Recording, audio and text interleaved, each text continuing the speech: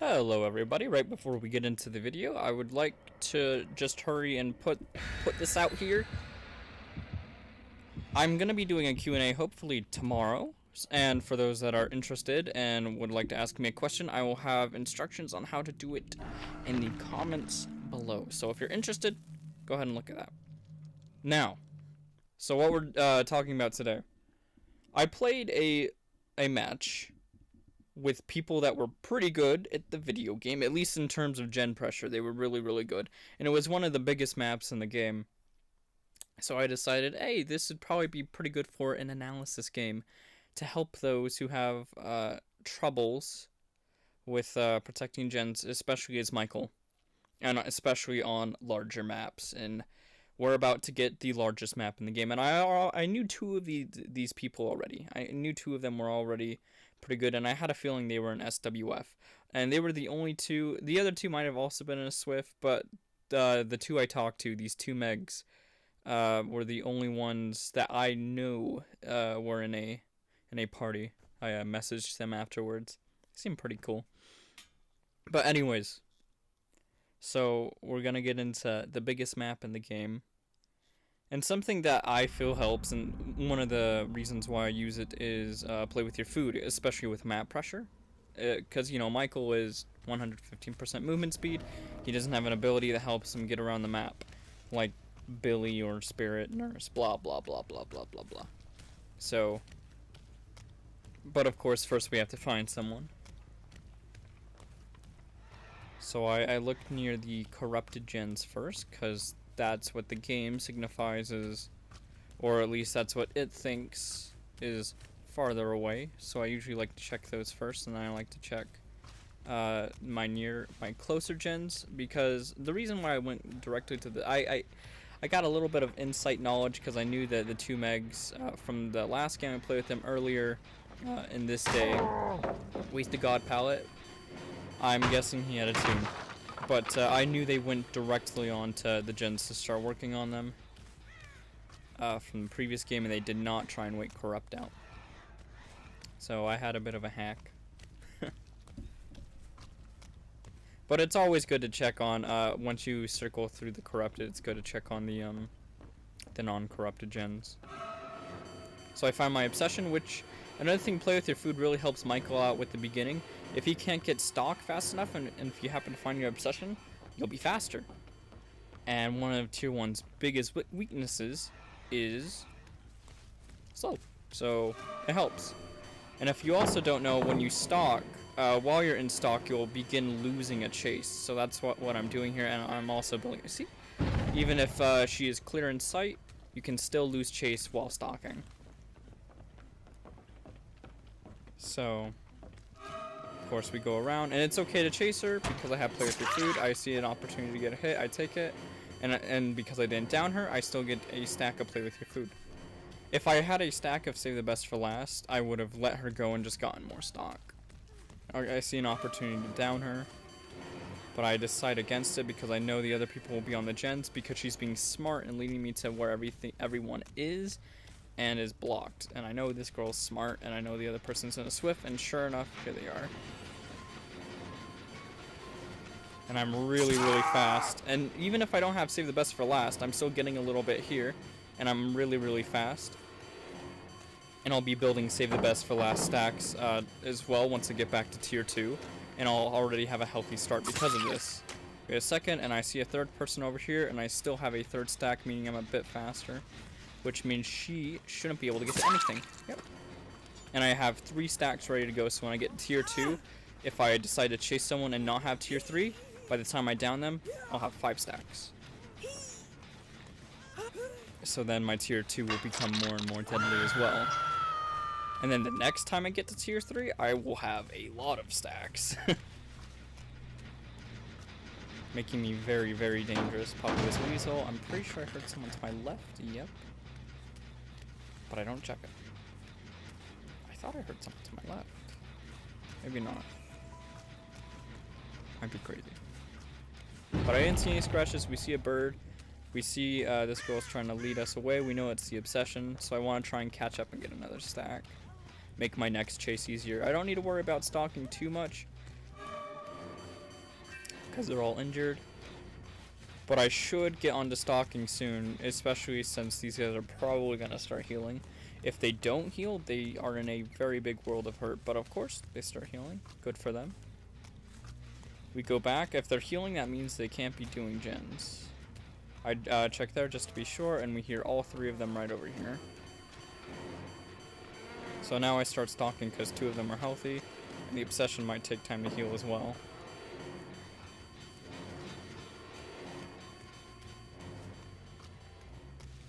Don't know what I'm doing here. I think I was looking for the Nia. Bad movement on my part. Get rid of this pallet because it's really good.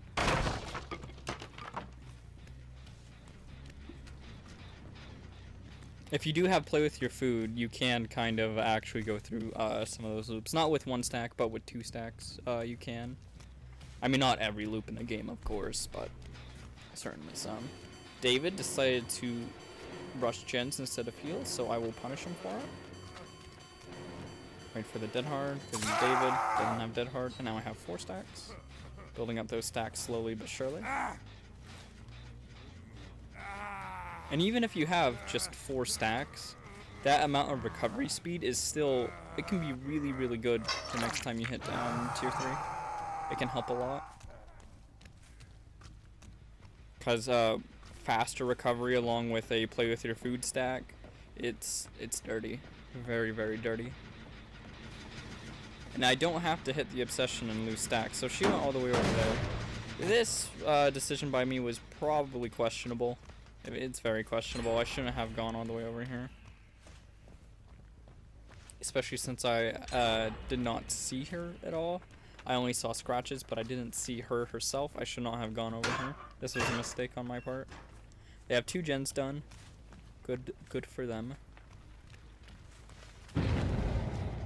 I also got him off the hook, so I assume the obsession went over there. See this girl? And when I do eventually meet the obsession, you want to tier 3 the obsession to lose as many stacks, so you don't lose as many stacks as possible. We're now on 5 stacks. We see the David.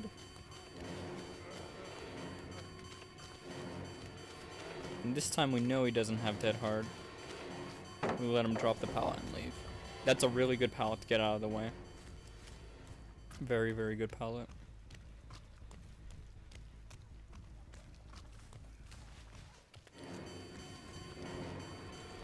So she quick and quieted into a locker, but the Meg scratches actually confused me a little bit. Should have baited it, but she messed up. I know she's exhausted, so she can't do much. I'm in tier 3, so she's going to be scared. So she'll vault up pretty quickly. We now have 6 stacks. That's really good. Very, very good. And everyone's injured but the obsession, and we don't really want to smack the obsession anyways. We just want to get stacks from her for now. We just want to stalk her and get tier 3 when we do down her. We want to tier 3 down her. Lose as little amount as possible. Here the Megathon. No paladin in here because David wasted it. Quick down. So now Meg will be dead on hook after this one, which will be very, very useful. Now notice how this gen is like 0%. I just like to point that out, because what happens next, it's, so for those that don't know, gen speeds, right? 1 person on a gen, I believe, is 88 seconds. 2 people on a generator is 44 seconds. And 3 people on a generator, I believe, is 27. So the most optimal way of doing things is having multiple, like 2 on gen. I mean, I guess technically it'd actually be 3 people on different gens and then 1 person getting chased. No, the Nia's here and I'm close to tier 3. And I take note that the Megathon, after getting unhooked, has not healed. She hasn't potatoed. If she hasn't healed, that means they're working on that gen over there. Pop Goes the Weasel is still at about 10 seconds left. So I think yep, and there it is. So that leads me to believe someone either has resilience or prove thyself.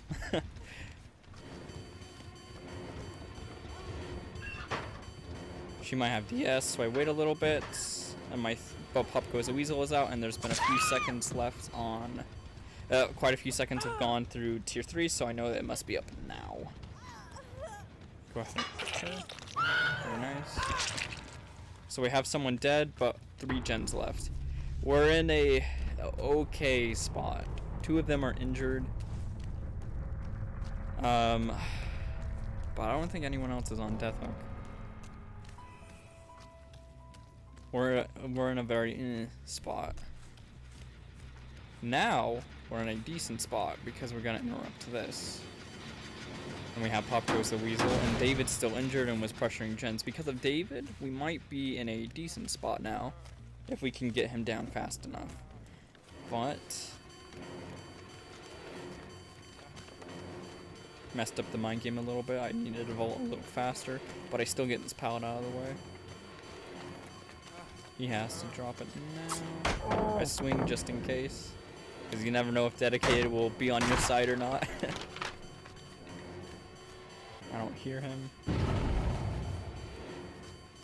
so I know I messed up, but I get him here. Nice. I thought David was on death hook, and that's why I hooked him instead of going to that gen. What I should have done is gone to that gen. That's what I should have done.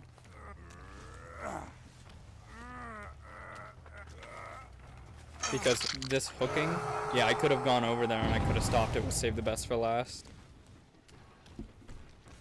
But luckily, for whatever reason, the injured person went for the unhook. So lucky me. And I already know she vaulted, so I knew she was going to go straight for the door.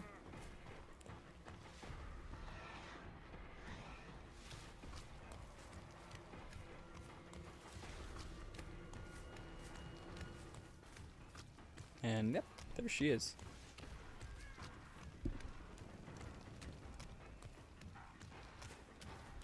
So this is, unless she has Unbreakable, I did take a risk here.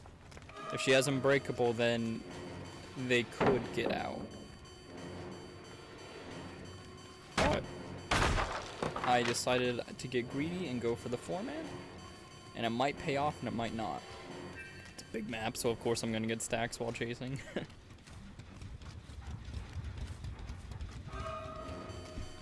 If she had Unbreakable, she'd be up by now, so I know I'm in the clear.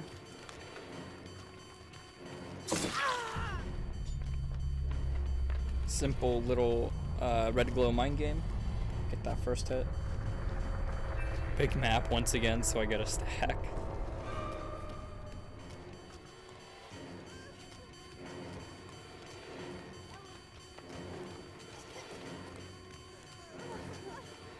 No dead hard. And there we go.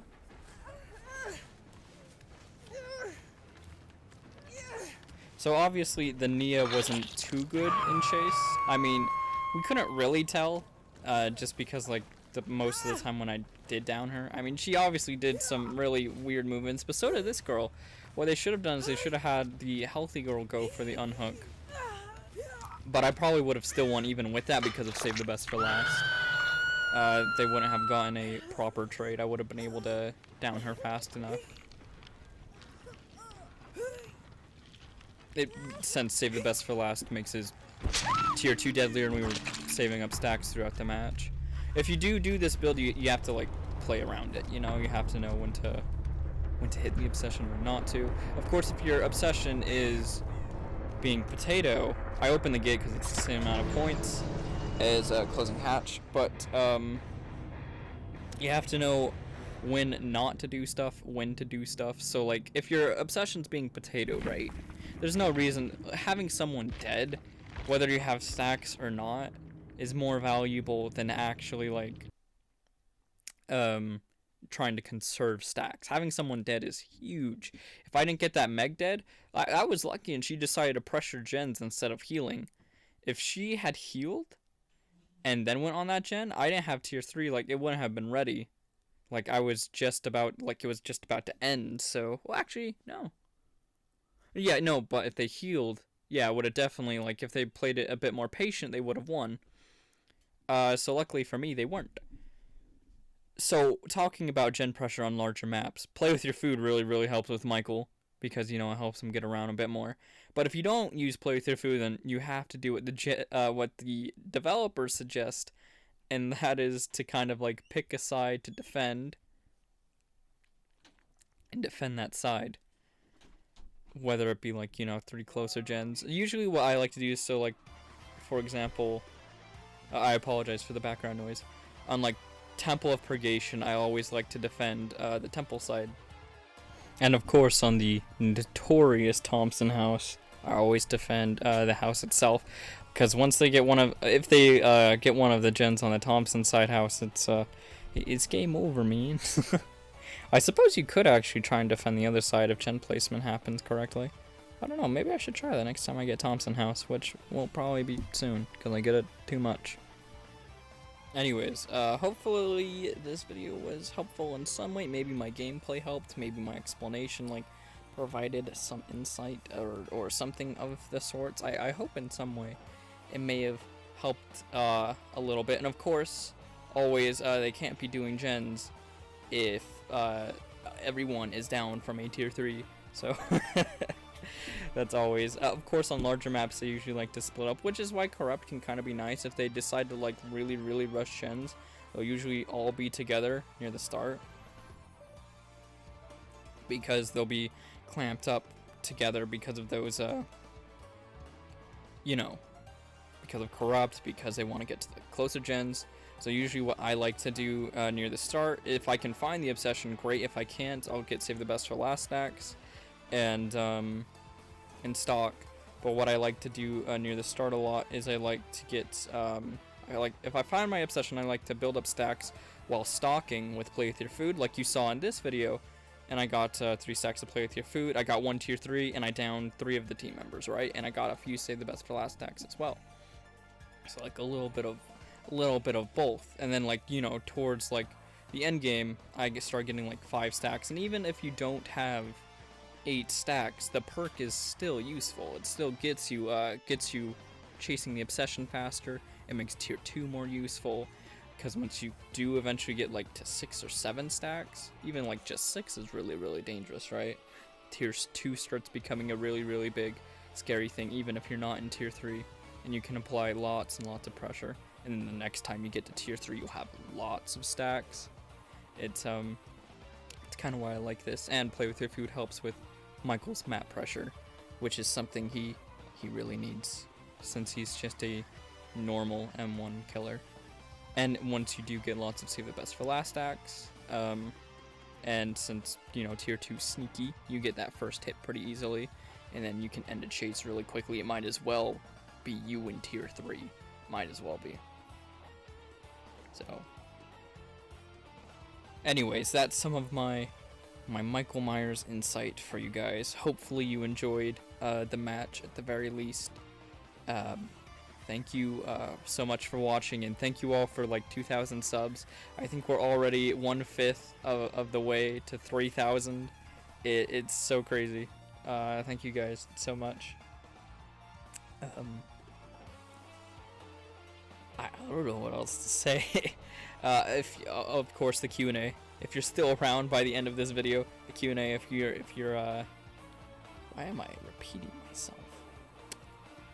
If you are wanting to ask a question, I'll have directions in the comment section. Thank you so much for watching. And I will hopefully see you in the next one. Farewell.